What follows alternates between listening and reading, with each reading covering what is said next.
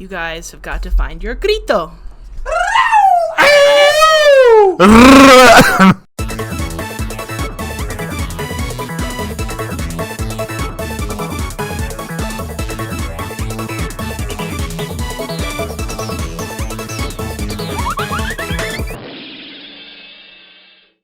Hello, everybody, and welcome to Dimlits, where we are not the brightest bulbs in the box. This is a podcast where we talk about Pixar movies, because why not? And today, we have a special guest with us. This is Aleta, everybody. Hello. She's going to be joining us talking about the 19th installment in Pixar's catalog, Coco. Released in late 2017. It's made a lot of money, won the Oscars for Best Animated Feature and Best Original Song for Remember Me. Big. I was trying to keep going before he would start singing. What is the rule again? Dickey does not sing! Except for good songs. No, just not at all. Okay. I'll listen. Alrighty. So this is a very popular movie. Oh no, he's gonna come back from Disney with a song in his heart. You know I always do. Oh. Yeah. You want me to talk about Coco? Yes! I Okay. didn't say anything! I can't get mad at Jake. Yes, you can. No, he's way over there. I'm going to get mad at you. This is a very popular movie. Don't touch my computer. This is a very popular movie. A lot of people absolutely love this movie. One of them is to my left, for sure, just like crazy about it. Love it. And I am not one of those people. I still think it's a good movie. We'll get into all that. Jake is in the same camp as me. Aleta, what camp do you fall into? I like this movie a lot. And for reasons I'll probably get into later, but I do like this movie a lot, though I will agree it's not a perfect movie. Alrighty. Does anyone have anything to say before we dig into... Give us your spiel, baby. Alrighty. So, without further ado, this is Coco. Let's see what I wrote a year ago. I have a very bad feeling about this. Oh no. I read the first 5 words. Oh man! That's actually what I wrote in my Pixar notes. rips off The Book of Life and spins a yarn about Miguel, a boy that wants to play guitar like Ernesto de la Cruz, his late idol. When Miguel is thrust into the land of the dead, he begins an adventure that will help him understand the history of his family. Aww. The first thing I have in my notebook was one of my memories of this movie was I wasn't sure about it at first because I thought it was ripping off Book of Life. Have you seen Book of Life? Yeah, but it's been a long time. Has anyone else seen Book I of have Life? not. I have I not either. Own it and haven't seen it. It's been a while. I think Channing Tatum is in it. That's He all I might know. be. All I know is I think it looks cool, and Channing Tatum's in it. That's all I know. And I think the guy who played Q in Star Trek was in it. What was his name? Cute. I know who you're talking about, but I can't. John, no. Jeez, but I think he was in it too. I could be wrong though. Book of Life, though, came Another out. I think Dia de los it might have Muertos been movie. either the same year or a couple years before. It might have been like 2015. Didn't you just say that? 2015 or 14? I don't remember somewhere what there. time it came out. I just know that I Yeah, remember so- thinking about it when this movie came out. Yeah. I don't know how similar they are. I put that in there because they are compared a lot. Yes. So you wrote that, and you haven't even seen the Book of Life? No. 2014. Okay, 2014. thank you, Wow. Jake. Coco ripped off the Book of Life. And you say, Yes. how did it rip it off? I don't know. Okay. You're not allowed to have 2 movies about the same holiday. See, there you go. I knew it. For those that want to watch The Book of Life, it is on HBO Max. Oh, good to Oh, know. yeah. It's It's not like we have a million movies about Christmas or anything. Oh, yeah. We do have like 4 movies about Thanksgiving. We What- covered 3 of them. We did. Don't ask what the 4th one is.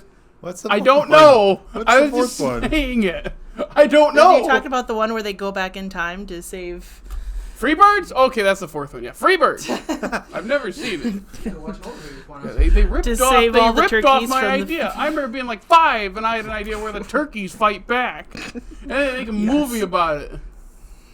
I'm sure it was exactly the way Freebirds went. First, Panera rips Is it off like my Army of idea. Darkness, Now but with Disney, turkeys? Disney rips off. Panera? What idea that, did that, you that have? mac and cheese grilled Is cheese it- sandwich. That was my idea years ago. I mean, I didn't patent it or copyright Hold it on, or hold on, anything. hold on. Go back to the turkey Have you movie made idea. it? Is it like Army of Darkness with turkeys? I've never seen Army of Darkness, to be fair. I don't know. I've not seen Freebirds. You were the one that said you had the movie idea. Yeah. Oh, you're saying mine? I'm saying your idea. I was, and I don't know about Army of Darkness because that's Raising from the Dead. It'd be more like, Like Zulu? no, I'm trying to think of what could. Like Chicken Run? More like Dodgeball. The Cross chicken, between... the chicken, If you great. can- The turkeys and the humans play dodgeball, but with like a pumpkin. I was gonna say if you can dodge Wait, a so it's like wrench, you can Space dodge Jam? turkey. You can dodge a wrench, you That's can dodge a basketball, pumpkin. silly. Okay. Coco. Sorry, I going down that. Anyways. rabbit hole early. So I think we should let our esteemed guest start us off. Just get us moving in a direction. In a Now, direction. what are some broad thoughts about Coco you have? All right. So I just wrote down some stuff that I thought about before I actually started watching it. I thought that one of the things that bugged me about it is that some of the lack of the communication in the movie. Yes. I'm sure we'll get more into that, but it's a beautiful movie. The animation is absolutely stellar. All the environments, the music, of course, top notch. Michael Giacchino. I mean, he's done other Pixar movies, and they've just fantastic. The next John Williams, as some would say. Yes. No. Don't- What did he say? Not John Williams. Yeah, It was John Williams. Johnny W. Oh, Johnny yeah. W. Johnny Johnny Beach, W. Johnny Dubs. Johnny Someone said Dub. What's that Johnny B. Big old Dub? JW. JW, 90 whatever years old with a giant bling that says Anyway, J-Dubs. Aleta, go ahead. Anyways, so it was really nice to see how much detail they really put into like the culture in this movie. How much, because I watched some like background stuff, some stuff like that, and it was just really nice to see how much they really cared to get like people who lived in Mexico and their experiences and stuff like that with this. Part of me really, because I did not live in Mexico. I lived in Guatemala for a couple of years, and so I would love to see something like this be done for a smaller country like Guatemala. But again, the level of detail in this movie is absolutely fantastic. The music's great. Obviously, it brings up a lot of emotions for a lot of different people, especially the part at the end, which we'll get to. But Tears every time. but yeah, I mean, but like I said before, I like this movie a lot. But it's also not perfect, and I have some qualms with it. I'm sure we'll get into those as well. But Indeed. Oh god. but I think I am glad that this movie exists. I'll say that. I remember seeing this in theaters for the first time because you said like the visuals and like the animation style, and I'm just watching. It's like, damn, that is pretty to look at. It's so nice. Did you cry? Of course I cry. He cries at everything. You can't Everything. Be But I mean, to be He fair, probably a cried lot at of people Shining. cried. To be fair, I was crying for A lot of people cried at this movie. To be fair. But yeah, I was gonna say, I'm glad you said the animation style because I remember in this theater, it's just watching this like that first, the first shot. The when they first go shot of into the day of the Land of the Dead is Yeah, amazing. it's like, Absolutely wow. amazing. What I was noticing that was in the Land of the Dead was the textures on side of buildings in the real world. There's some layers to that make it look aged and weathered.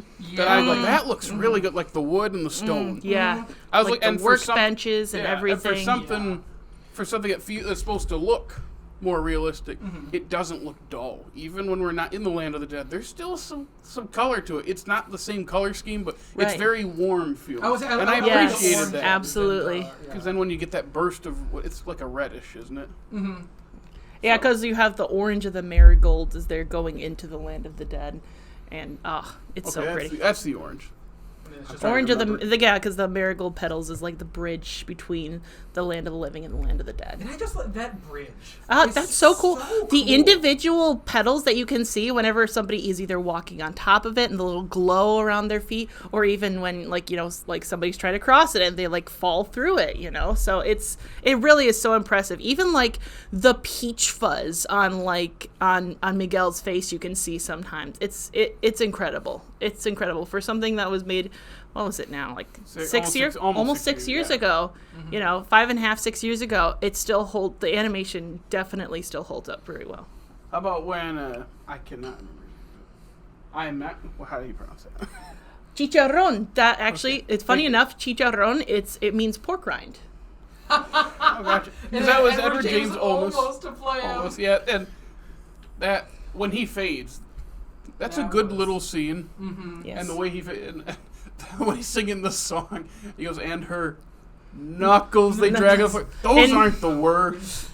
Imagine it's the last song before you die, and he has to censor it for a child. I would be so mad. I'm like, get that kid out of the room. Get the real song. Just say it. I'm about to die. No, I'm going to censor it for this child. And in Spanish, it's uñas, which means nails. Nails. Mm-hmm. Okay. So it could mean like her nails, in fact, like scratchful because her arms are so long, or it could mean like her nails are so long. What was supposed to be dragging on the floor? I'm trying to say. Usually, someone would just pop in like, "Oh." You know what? I think we all know what the answer is. Mm-hmm. Hair. Yes, obviously. Yes. But no, I did like that because that show like there are more stakes than just.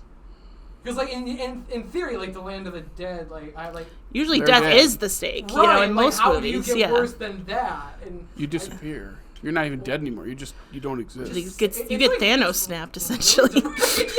It kind of is a similar effect. It is, yeah, that's what it kind of reminded me of. Well, Jake, enough of the good stuff. Oh, I'm just kidding. Dickey, if we'll have more. I also, did the... I was going to say, I also... What are you doing? I don't know. I'm trying to get a hold of myself. What were you saying? So this is something that has confused me when I watched it before, so I wanted to get it straight this time. I wanted to look into the family tree of the Riveras, the family in the movie. Because we see all these different people, and we're like... They call them, like, Papa Julio or Tia Victoria, and I'm like, but who's related to who? So I kind of put it down here in my notes. Just to kind of clear things up for me. This is helpful for me. I don't know if it's helpful for anybody else. But Imelda, who we know, is actually a sibling to the two twins we see, Oscar and Felipe. So they're at the top. Then Imelda's daughter, Coco, marries Julio, who's the guy with the big mustache and the cowboy hat. And then Julio and Rosita are siblings. So Julio has the big mustache, and Rosita, she's the one that has the more round face, wears pink and the flowers in the hair. So they're siblings. Then we have Victoria. She was like the tall one with the little glasses. And Elena, who is the grandmother who's still alive, are both children of Coco and Julio. So Victoria is like a great aunt to Miguel. Then we have Elena and Franco. We didn't see Franco very much, but he had he had one of those hats again, but he had the thin white mustache. Then we have Berto, who's the kind of like the more stocky man who is bald. Carmen and Enrique are all siblings, and they're children of Elena and Franco. Berto and Gloria had Abel, Rosa, Benny, and Manny. Benny and Manny are like the two younger boys that we see running around a little bit there. Then Enrique and Luisa had Miguel, and the little baby's name at the end of the movie is actually named Socorro, which means like relief or help, that kind of thing. So that was the family tree. That's the family tree. And yep. No, that's not the thing. All the dead people are on the... What is that thing Oh, called? the ofrenda. Thank you. Yeah. So I'm going to be relying on you for... I did learn a little bit of Spanish in my time in Guatemala, so I will help where it need to be. And it's interesting. They actually did, because this is about family, right? They named one of the girls Rosa. She's like the girl who has like the ponytail and the glasses and the headband. It seems like she's named after Rosita, because Ita is like a diminutive form of the name. So Rosa is named after Rosita. So they keep kind of some of those family names in there as well, that family connection. They did a really good job with just the building up the whole family. Honestly, really, yeah. I really like just everything in the beginning of the movie where they were just always. I know they're like always yelling about no music, but like the way that they actually worked in the shoe shop together, They I like interacted that with each dynamic. other. Yeah, you can tell that they're definitely like this big extended family, and they know each other, and they fight with each other and whatnot. So it was very Families interesting. don't fight, do they? I've never seen you fight with any siblings, No, Jared. never. What about you, Dickey? You ever fought with your siblings? You ever pushed Once them or through twice. walls? Through a wall, I mean, yeah. I don't have any siblings, to be fair, but Jared and his family were close enough. So Yeah. Dickey, you have any more good things to The one thing pile I on already top? mentioned. The one thing I wanted to say is when I saw this in the theaters, I really like. I got goosebumps when I first saw that, and I grew up liking to play the guitar, so this is always another fun thing where you get to. I was noticing. I don't know if you guys. I'm sure you guys were gonna bring That they this up were if I they were did. playing the right notes. The actual. Yeah, whole I was thing, gonna say that's one of those things that's amazing. Great detail to stick out because I'm like, oh, he's got the actual the right chords. Yes. I really appreciate. You that can even level of see like the detail. strings vibrating a little bit too when he plays them. Yeah. Mm-hmm. And just the guitar design too. Like I did think it was funny the second time that he went to go grab the guitar. I don't think he was. I can't remember if he tried to go back or not. And as he plays like, oh, not again. And I'm like, here. Did he try to go back? Was back. that one on purpose? The second he couldn't grabbed the remember. guitar, he went right back because he broke the promise. That's what it was. Oh, Okay, that's what what you're I was trying talking to about. remember Yes, how- yes. He's like, oh man. Yeah, because he was gonna ignore Imelda's promise there, and I will say one funny thing that I also noticed that you guys might not have noticed is there's a part where like the grandma comes out and she grabs her shoe as a weapon. Yes. That's actually known. That's a very common thing. Instead of like, for example, when I was a kid, it was always like the wooden spoon I was always afraid of getting punished with. But here, in some of these communities, it's actually more common for them to use a sandal of some kind. They call it la chancla. And so for her to actually use it to like try to punish somebody is actually a pretty common thing. The thing that set me about the grandma was the way that they animated her walking, like the kind of stomping too. Yeah. It's such a small detail, but it made me laugh so hard. Like, I love the dun, dun, dun, she's coming for you. You better. Oh, if you messed up, she's gonna get you. But all right, Debbie Downers. All right, what's the Who problem? do you want to go first, Jake? Do you want me to start? Do you want you to start? I want to hear what you guys think. I can just piggyback off you because I'm pretty sure we think about the same thing. Yeah. So I watched this for the first time back in about 2018. Did you see this in the theaters for the first? No. Okay. I missed it when it was in theaters. I do remember working at the theater when that was out, and they had Olaf's Frozen Adventure in front of it, which is like 40 minutes, and many parents come out. 30 I'm sorry, did you say 30 minutes? It's like 30 or 40 In minutes long. front of it? Yep. In front of it, yeah, I remember that was a big lot of controversy parents at the came out and time. complained, Frozen is playing, not Coco. We had to say, Disney put the short in front of it. Well, how long is it? Like 32 minutes. That's or a something. That's long done. short. Yep. The fact that they put And, a yeah, short and with like a after, bunch like, of white people in it for like that. half an hour before this Literally movie. white people. He's a snowman.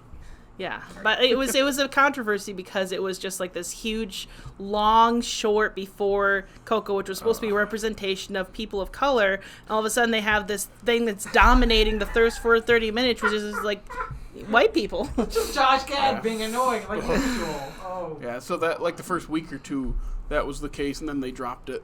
Oh, okay, goodness. thank God. Yeah, but, so I watched it, I think it was on, like, Netflix or something. Like, I remember sitting down to watch it, because everyone loved it. I was like, and it had won some awards. I was like, I'm going to watch this. Because I was working through a bunch of the best animated feature nominees. And about, halfway through, I'm like, I'm liking this. I really am. And then we get to the second half where The it twist. starts to fall apart. Is it the twist? Now, Why does the movie need a twist? Yes, it's a twist villain. Why? It's interesting enough just knowing their family story. I agree. I just don't think the twist, because I saw it coming, I don't think it knocks it down that much. Don't you think it would knock it down, though, if you saw it coming and it's a twist? And it's played like it's a twist, like it's this big thing, but you knew it was coming? I mean, like I so said, it doesn't serve its purpose. Like I said, I knew it was coming. I could tell, like... The second Hector picks up that guitar and plays, you go, yeah. Oh, yeah, well... I remember sitting there and going, oh, so he can play guitar too, even though he was like, he didn't want to touch one before, but he's playing for his friend. Oh, no, don't make him, no, it's stupid. That's so lazy. And as I'm watching the movie that first time, I'm like, just wait. I'm like, just please don't make it this way. And when they do, I go, that's it. And then this time around, I'm like, knowing it's coming for sure, it's like, yeah, this kind of...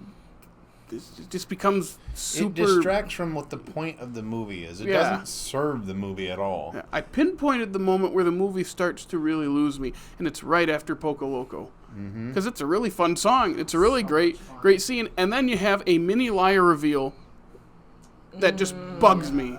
Because it's like, wait a minute. Your family's here. You lied to me. He's like, you've been lying to me this whole time. And then and Miguel runs away from Hector, and I'm like, what? So this literally is here so Miguel runs away from him to go up to the party. That's fair. That's pointless. I mean, and they're gonna reunite at the party anyway. Yeah, we're gonna see him again. It's just, it feels forced. Him run up by himself. They were going there anyway. I guess the point is, why did they need to split up at all? As that's what you're saying. I think it's just their way of adding a little bit more drama to the. Yeah, it doesn't though. Yeah, it's forced. It just feels. I will say it's like 2 minutes of it. Like I as will soon say. Go Sorry. ahead. I was going to say, because recently I was catching up on some of your guys' podcasts, and unfortunately I had to watch Turbo recently. And all I could think of when watching Turbo is, man, Coco did this better. Like the fact that they had the main character watching a TV of their idol, and their idol turns out to be bad. Like, Coco did this so much better. But at the same time, like, I get what you guys are saying. I think if it was either just the idol is bad or just the father is actually a bad guy, it would be better. But instead, it's both, and it comes off really... Contrived and just unbalanced with itself. Interesting. Because, like I said, the whole twist of him not being his dad... Grandpa. Oh, it's grandpa. Great-grandpa. Great-grandpa, sorry. Great-grandpa. Tatarabuelo. And his ancestor. That's ancestor, yes. Like I don't know. That just didn't like. Obviously, I'm not a massive fan of it, but it didn't bother me that much. I still got a lot of enjoyment. It's just, of course, this one guy that we're focusing on, they can't get across, but they just happen to run into each other. They just happen to be related, and they just happen. It's like, this doesn't even feel like what Pixar's done in the past either, where they could have clever ways of bringing stories together. It just feels lazy. And it really bugs me, because it's like you have 2 acts of really good setup, and then it goes down the path that you're like, why would you do that? It's so easy. You've been giving us stories that go above and beyond what would be, conventional, but now you're just playing right into it. I think maybe that just comes from this being their 19th movie. I mean, but Pixar, if you look at it in the context of the catalog, it was a big refresh. Yeah, I think I said it in my Pixar letterbox. Is back. Remember they said that for Inside Out. Not even like that, but this is one of the first. Well, for them, it was their first musical. Yeah. Right. Yeah. Am I wrong? Yeah, with I was gonna say. B. It represents a giant leap in animation. Just yeah. Miles between. And the representation. Yeah. Which I'm glad this exists. It's the first movie that they've leveraged the stories to tell other people's stories other than white people or whatever or Pixar cars, chooses, or fish, white cars or cars. Americanized anything. Yes. So one thing that I was thinking about when looking at the story is they hate music, and this is fine. The music hating thing makes sense. They hate music because Hector. Yes. I actually, those were the first things I wrote a couple notes. I'm like, this is just like Footloose. Exactly. And it makes sense for them to hate it because he was a musician and he ran out of them. Sure. And when Oh, you I get know to that. when you get to the Okay. twist of oh, this guy was murdered. Yeah. It's like, that's really dark. I don't mind that being in there for how dark it is, of course. Like, that's actually that's, oh my. But they then, went from you think joking about about it. Yeah, but then you realize that. You want me to say it, or do you want to say it? I'll let you say, I'll see what you're going to say. I think this is what you're going to say. Then you realize that they are in the land of the dead. They are the age they were when they died. Yes. So when the other people would have died, they would have gotten there and been like, "Oh, something did happen to him. He didn't just leave." Yeah. Because when you think about it, they've been in the That's land of the dead interesting. for like, and they said it was like the 40s or something when, And, when he like- left. That's like 70 years where they've been in the land of the dead with him and not noticed, hey, he looks he looks like he did when he left, in skeleton form. And, like, why how would don't they- we just have a conversation where he explains it? I can understand being upset with him, but eventually you have to Oh, you're realize, talking about wait the a family, minute. right? Yeah, wait a minute. That's- Yeah, and He, Yeah, looks, I'm he so- looks so young. Why don't something must have happened? I'm, like, and mad- then you talk to him. Yeah, I'm like, I also wonder, why didn't he seek them out? Like, why? Like, when Well, he knew them. I or- think he did. I think he they did. did know see each other in the land of the dead because But it feels like he didn't even attempt to talk about it with them, because it Yeah. seems like everything is a surprise. Like, at the end, he's like, when he explains, like when Miguel explains everything, he's like, "That's true," and it's like she's hearing it for the first time. Yeah, and I'm but- like, what?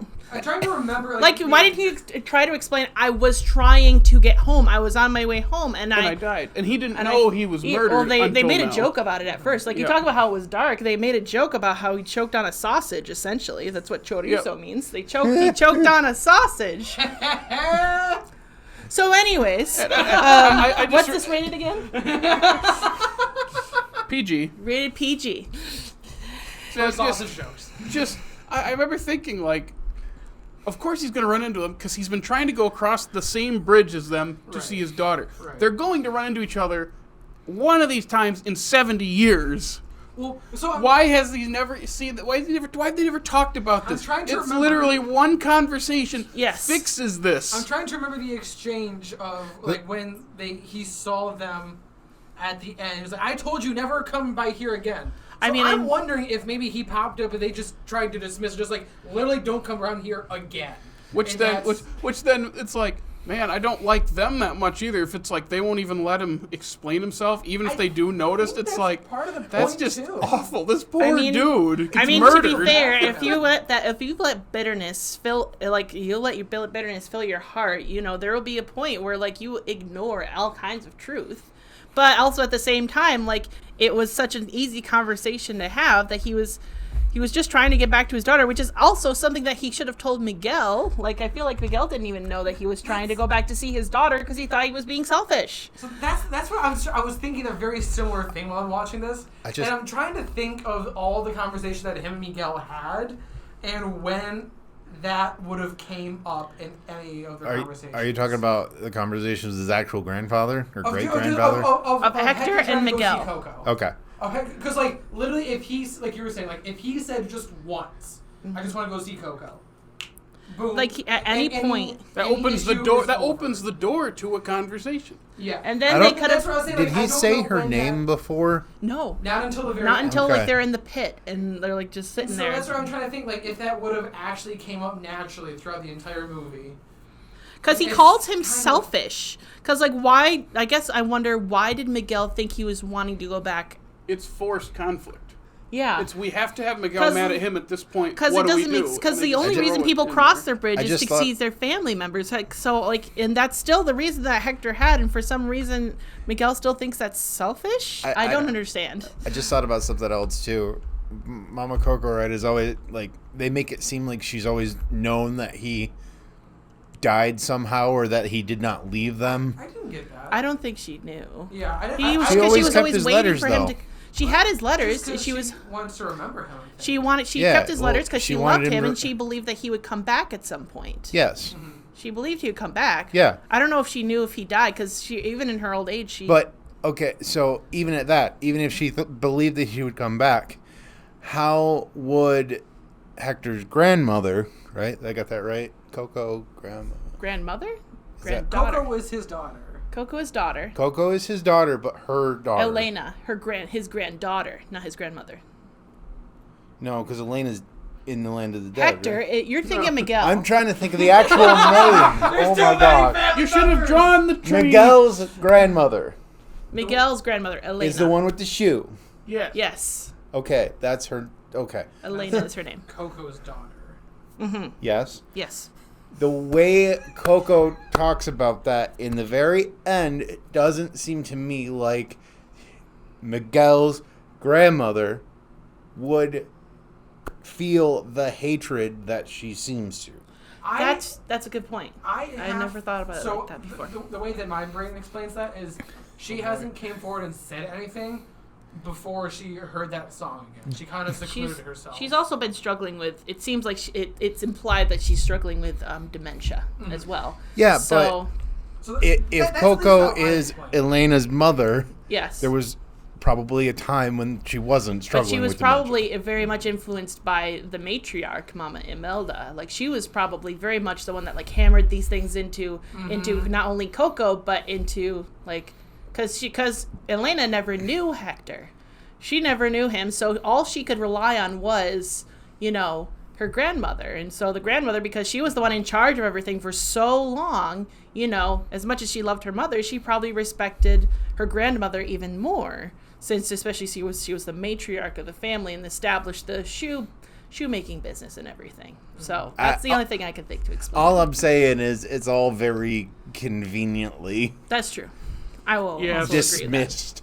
that. And I feel like that's lack of communication is something that happens a lot, unfortunately, in movies and in real life. There's nothing wrong with lack of communication if it's used well to be like, oh, family dysfunction. But this is the easy fix lack of communication. It's like, just do that, and you fix it all. You get why they do that. They do that for the feel at the end, with that end scene, which is one of the best end scenes for Pixar. Yes. Like, there's no disputing that. Yes. Like, I'll say it again. I was crying like the first time I saw this.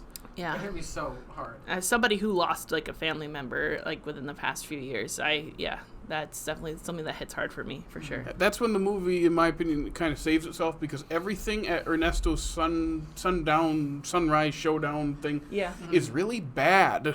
I don't think it was bad.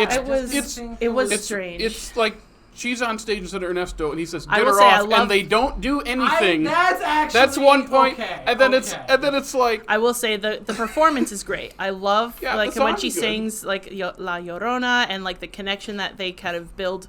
Imelda builds again with Hector through the song. I like that, but the fact that the whole film like confession thing, and everyone all of a sudden hates it. I'm like, this is the most overplayed thing I have seen. It's just, I hate the fact that the crowd all of a sudden turns on De La Cruz right after they see that. Like, there's like because like it took a while for Miguel to believe that De La Cruz could be like bad in any way. Yeah, like, they turned just like that. But everybody else did. And even in real life, all of a sudden, oh no, we now believe. And I don't know how Miguel explained it. Like, that's the other thing. How did Miguel explain that he knew this all of a sudden? Or that, they never asked him to. Like, I guess. But, like, all of a sudden they, like, immediately turn on De La Cruz and they want to forget about him. But even people that are infamous are still remembered, unfortunately. So... Well, and he didn't actually die, right? Like, just because he got crushed by a bell. Like, he got his bell rung, bud. Oh, no, he died. Well, it wasn't the second death. The first time he died, but it wasn't the second death. In theory, because, like, the only way that he would actually move on from the land if someone forgot. So, but that's not going to happen for a while. Because he's still infamous. Right. Despite the fact that people don't like him, he's still infamous and he's still remembered. And I think maybe a little bit of the point of that is that it gets turned into his own personal trap, because he's not surrounded by the love that he craves. Because the world is so he's stuck there with fans. no one. He doesn't have family. Yeah. I would be. Oh man! And granted, I know Pixar. Like, usually they're. I don't know if they do a lot of after credit scenes. Pixar. Like, I know they do like during the credits usually, but I was just thinking they used to do bloopers. Yeah, that's what I was thinking of. In my mind, a really cool post credit scene on the like De La Cruz thing would for him to like be like trying to walk around after, and everyone just like, I don't know, throwing tomatoes at him or something like that. I think it'd be a little goofy, but like also a point to say that like it's now, like you were saying, a living hell for him. That would have been a cool post, like a button to put onto it. if they would have thought about that. But Oh, also, I have a question. The dog.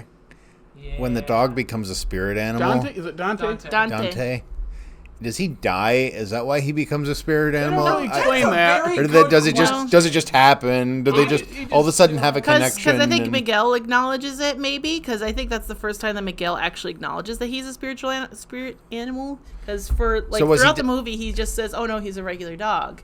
was But he now dead the that whole time then? He was, because he was still. I'd accept that. Because like he was throughout the movie, he like Dante is leading Miguel to his family. Like even like that's how he first bumps into Hector is because of Dante. Like Dante led him to Hector. I'm trying to remember if during in the beginning if doesn't the family mention the dog? I was just trying to think They if do they like acknowledge because it. like his grandmother, his abuela, like throws her shoe at him and like he Right. makes him go away and she's like, somebody like get my shoe. And so that's pretty much it. So sorry, Jake. He could not have been dead the whole time. But he's alive, and it he would comes stand back to at the reason end that of the the movie, people of too. the same family could see the same spirit animal. Because even even Pepita comes back as just a regular That's cat. a very good Mm-hmm. point. Now I want. Now I think we're just dissecting this maybe just a little tiny bit too much. We were pushing it with the generational trauma or whatever it is with the grandmother and and now was we're gonna talking say- about is the grandmother. dog dead or not? I will say. We're turning this into a Christopher think- Nolan movie. I think that because I think some people might compare this movie as well with Encanto, which came out recently, I which was is just also thinking- another Hispanic, Latino American, or not Latino American, but South American, right?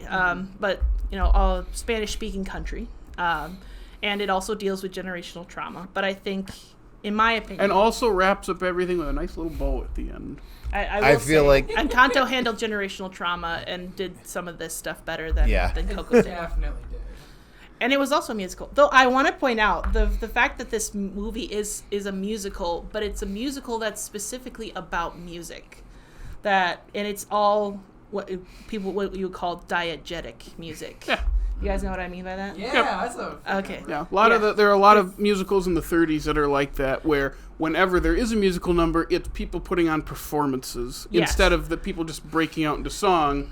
That's what a lot of the 30s was. 42nd Street, Footlight Parade. I was going to like say, those. for It's those who similar to might not Once. know, diegetic music means it's music that is experienced within the context. Like it's music that all the other characters can hear. It's not like non-diegetic is like songs that are like kind of like an expression of a person's thoughts, and it's just it's not Singing in the actually rain. happening. Yeah. Yeah. Rear Window, everything in Rear Window is diegetic. Yeah. Even like the opening music is someone's radio in the apartment complex.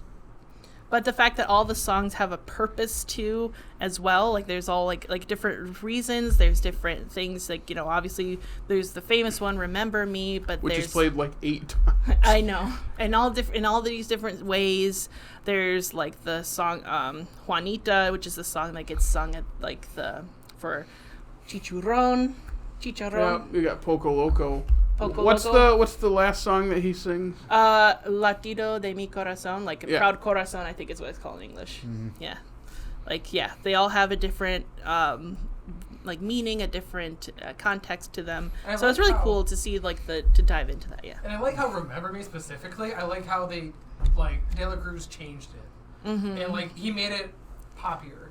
And Yes. I think that's like very. I like that they did that change. It really It's shows. much better acoustic. Yeah, It's so much better acoustic. Yeah. I mean, it's kind of like he made it more like a romantic kind of a thing, whereas like its original context with Hector was just for his daughter. Yeah. Speaking of the, excuse me, the whole villain twist. Part of me is kind of okay if Ernesto remains his grandfather, because I always remember thinking like, I kind of like the idea of he's still his grandfather, but then he realizes his idol stole music from this guy. And I think that's an interesting conflict that they try to do of choosing your passion or your family. And it's like getting this moment of this internal problem for Miguel of, I really like this, but this guy who's my hero is fake. So like coming to this realization. And also like if you keep Hector like not related to him and he's fading, and maybe you can make some, I don't know how they do it, some kind of statement on family doesn't have to be blood related. I was going to say, like, that's, yeah, because I think... Because it's his picture, right? Mm-hmm. I think if somehow he could bring the picture back, and somehow you can make that statement to children where they understand, like, family doesn't have to be blood related to you, because there's plenty of families that are not blood related. I was going to say, how would you... I could wrap it up the same way you did with Mama Coco. I don't think you do, and I think you lose that scene, but I think it's a better movie. If you just have some, if Hector is some rando, how would Miguel get his picture on the ofrenda? He brings it with him. He would have to take it with him. Yeah. So that he wouldn't be able to lose it.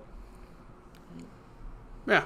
That's the other thing, like Ernesto taking the picture. That's the other thing. He takes the picture, he and I'm like... destroy it.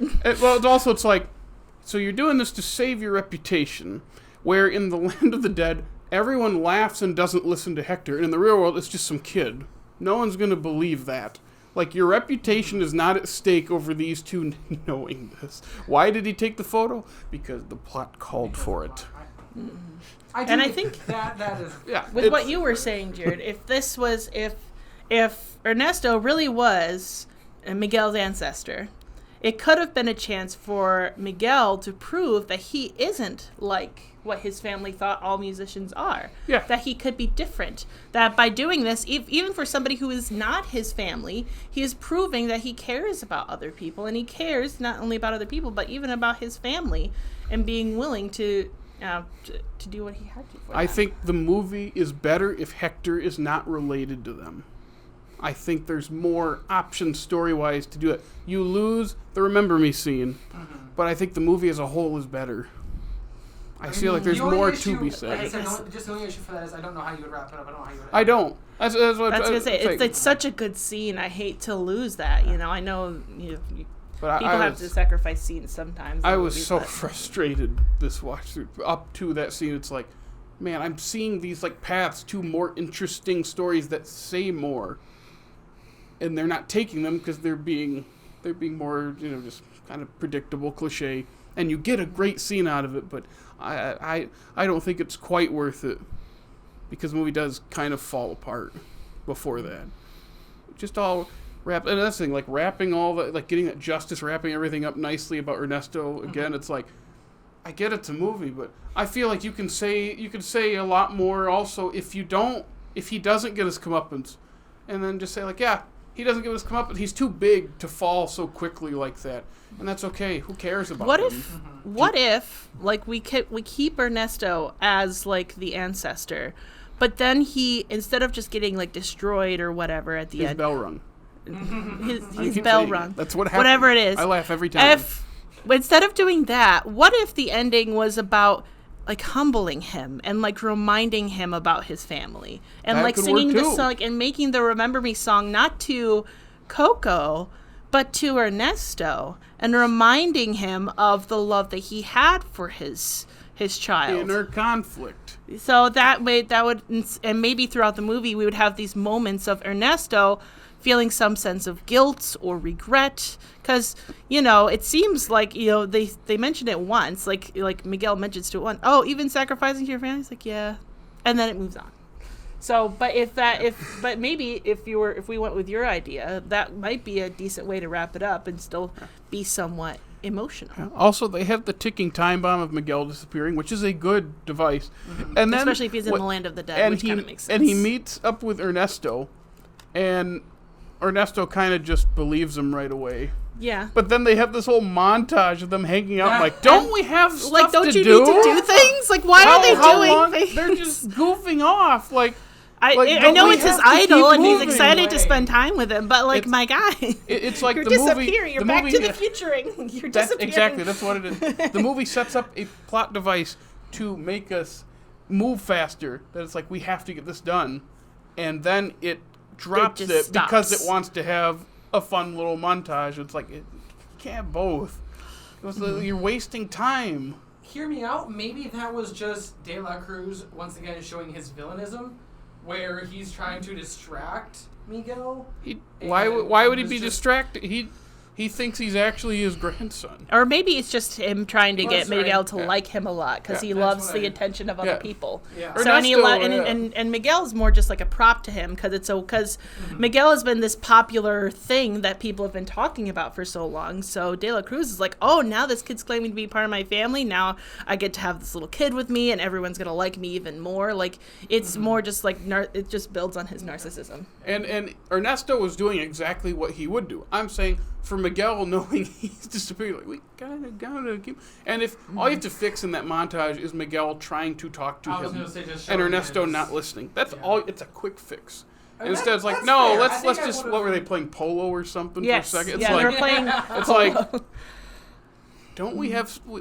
What are you doing? You're gonna die. Then he can spend his entire time with De La Cruz. No, he's already dead. He's disappearing.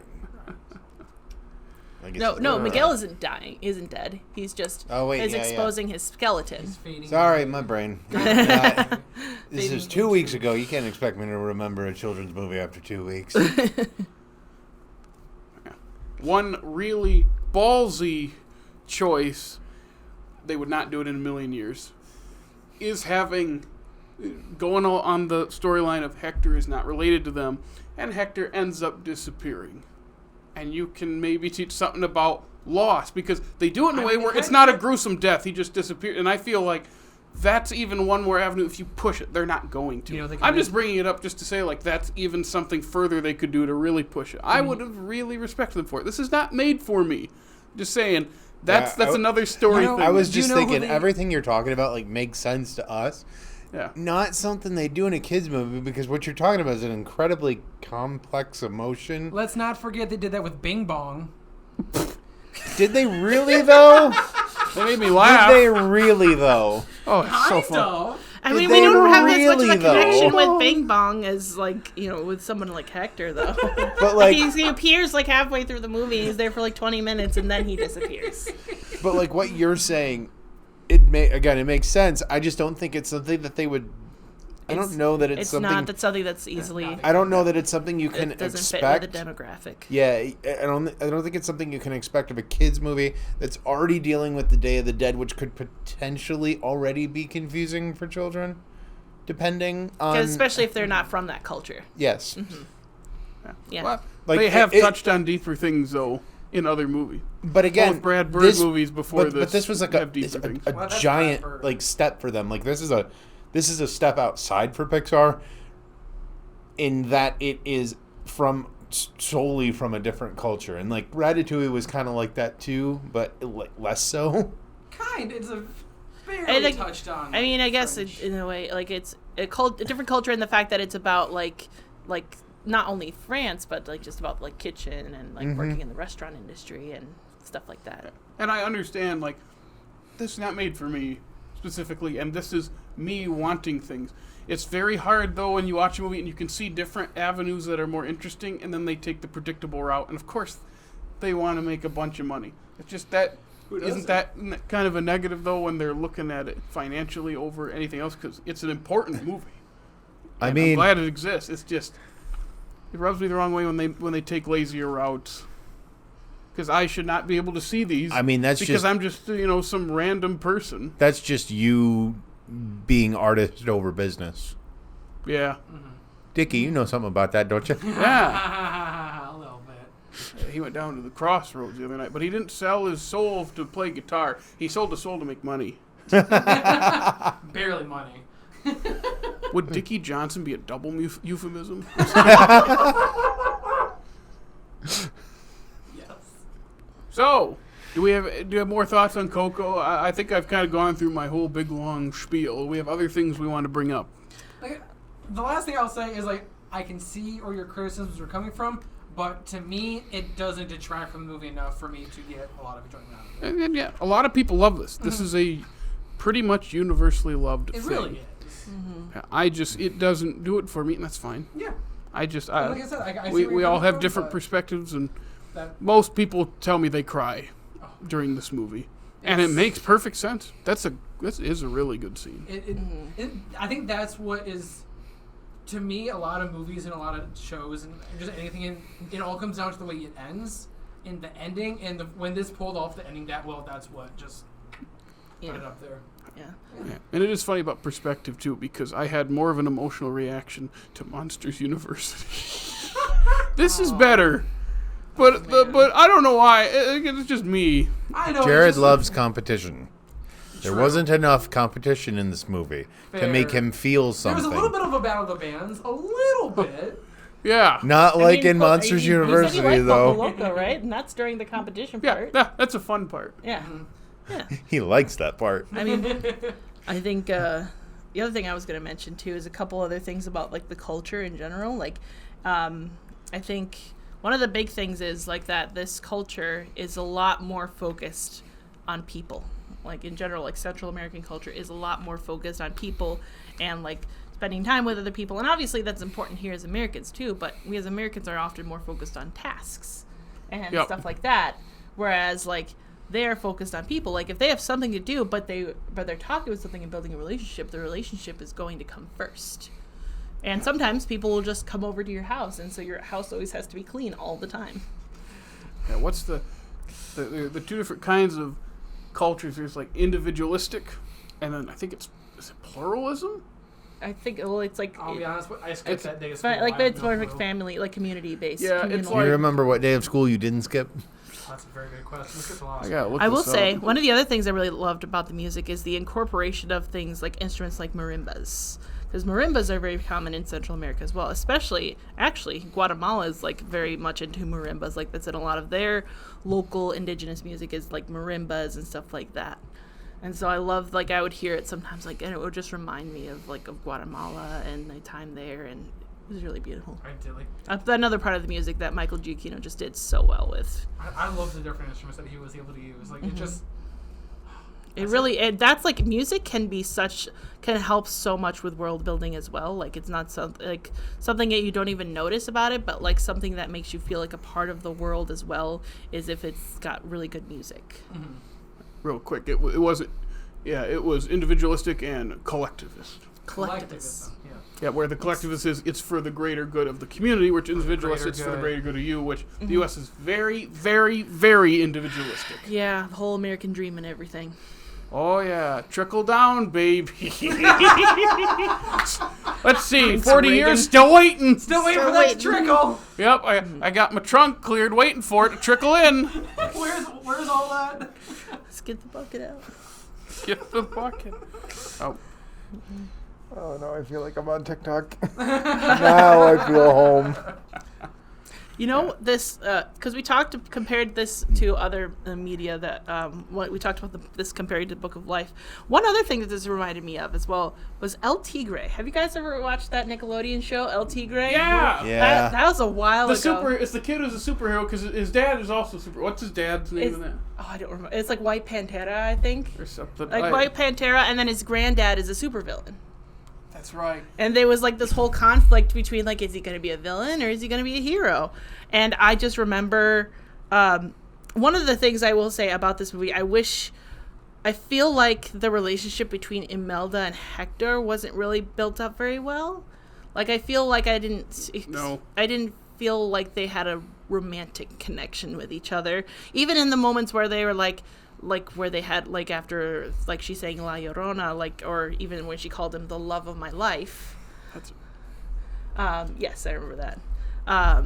Even in those moments, I feel like there wasn't a lot of passion. I guess I'm very much a romantic. I love Disney movies. I love, like, the romances in those, but... Do you think that was because she just...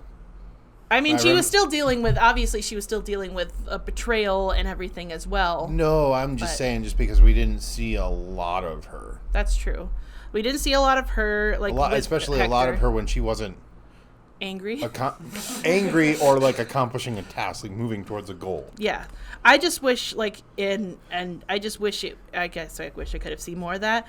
And the reason I thought of El Tigre is because in that show, the parents are actually divorced of the kid, but the dad is like he's super I don't know, but he always longs to get back with his wife. He's very much in love with his wife, but he also doesn't want to give up being a superhero, and that's always the big thing. So yeah, I remember the song that they sing to distract him the one girl, the friend of L.T. Gray, Oh yeah. says like cat poop on my lawn, and then he's singing it to himself in the car later, and I thought that was really funny as a kid. He's singing. Of course you would. That think is catchy. Go, this guy's funny, and he wears his superhero costume all the time. All the time. But when he goes to work, like as a normal citizen, he just puts like a suit jacket over it. Yep. He's still got the mask on. Yep. Dickey, Jake, anything else to say about Coco? That's all I got. I'm good. Anything else in your note you want to get out before we wrap up?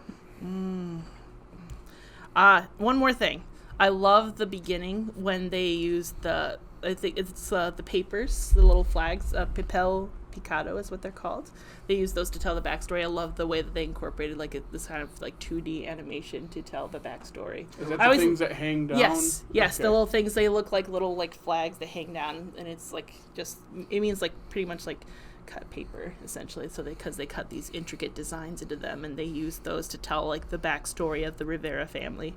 I always love when they incorporate different kinds of animation styles into movies like this, because it makes me miss the traditional 2D animated movies from Disney, which, rest in peace. But I hope one day we will see it again. One day.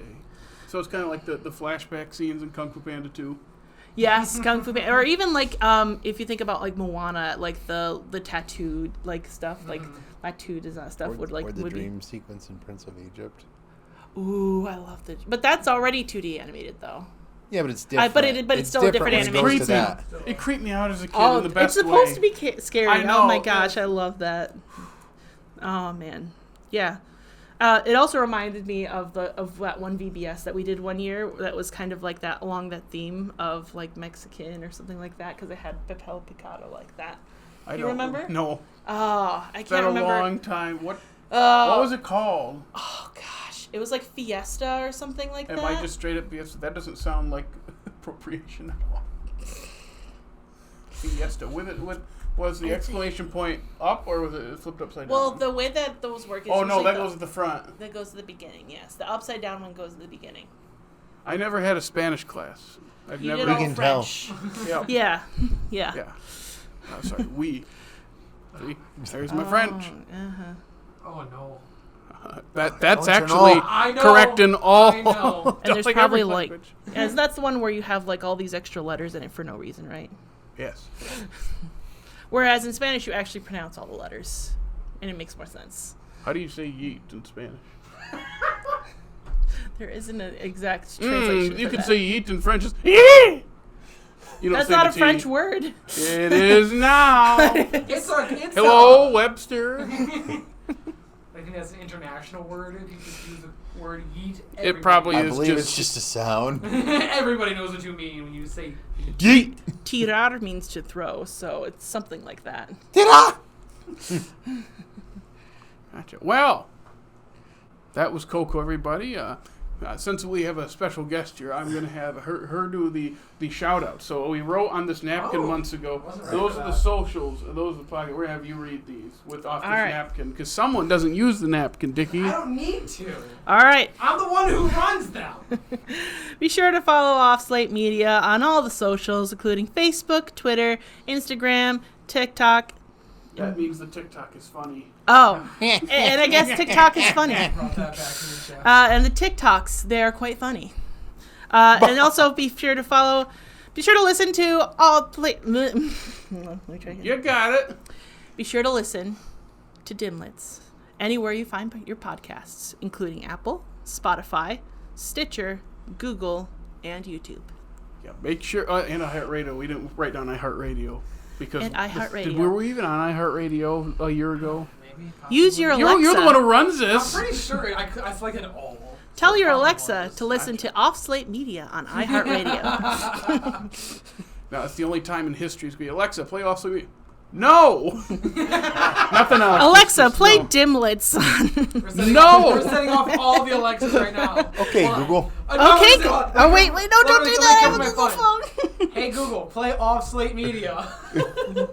No, it's not doing anything. Okay, Google, play Off Slate Media on Spotify. I'm still waiting for my phone to do I know, something. yeah. I'm covering up my speakers. Next week for Dimlits, We are hitting the 20th movie in this long, long rewatch. Yes, we are almost done. Incredibles 2. Yeah.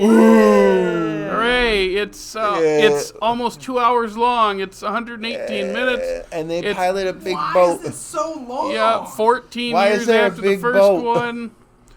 What that will be It's next totally week. not a Marvel reskinned movie. Reskinned Marvel Not movie. at all. Are you saying it's Big Hero 6 reskinned? No, I like Big Hero 6. That's the difference. Touche. Regardless, that's next week. Want to give a big thanks again to our guest today, Aleta. Thank you for joining us and giving us insight It's glad to be here. and pronouncing names for us. Yes. As best as I can. I am still only a white American, so. So, with all of us here at Off Slate Media, Jared, Dickey, and Jake, we'll see you next time. Bye-bye.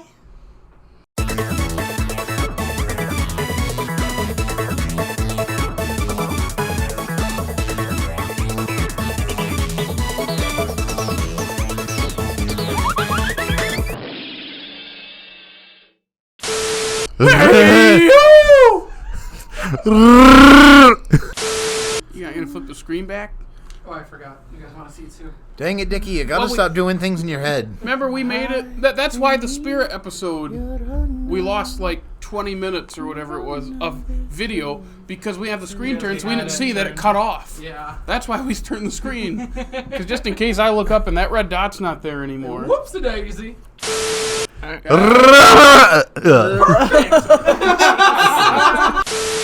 You guys have got to find your grito.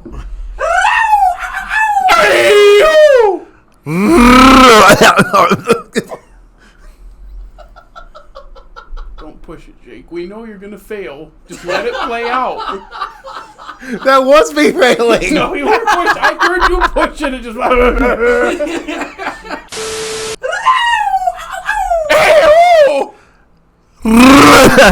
Sorry. That did not come out like a time. That's what she said. God dang it, Jared. Do we need another one? I like the first and third ones. I think that's probably good to... Should I just like naturally react to Go you ahead and guys, stop the or camera. Get that out of my face. Get it out of your face. That corner is not big enough for the two of them. apparently not? You want to tussle? It's Donnybrook time, buddy. More blooper fodder, I see. Dickey's nickname is Blooper Fodder. Or just fodder. Yeah. Aw, he's your BF. That's so cute. Hey. It was funny, and then Then you actually did it? I don't know like how that's that. gonna go for you. Oh, As somebody. oh. Scratch the name. I'm here. He's like a little gremlin. So like a